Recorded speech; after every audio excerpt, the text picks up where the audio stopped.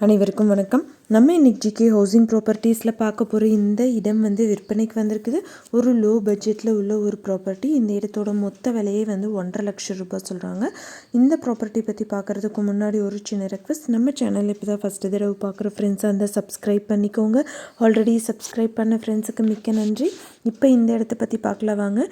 இந்த ப்ராப்பர்ட்டி திருப்பூர் மாவட்டம்ல அமைஞ்சிருக்கு. திருப்பூர் மாவட்டம் காங்கேயம் டு தாராபுரம் போகிற ரோடில் கம்பளியம்பட்டி ரோடில் இந்த ப்ராப்பர்ட்டி 6 தொழுவு ஏரியாவில் இருக்குது.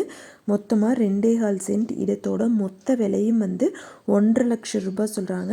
நெகோஷியபிள்.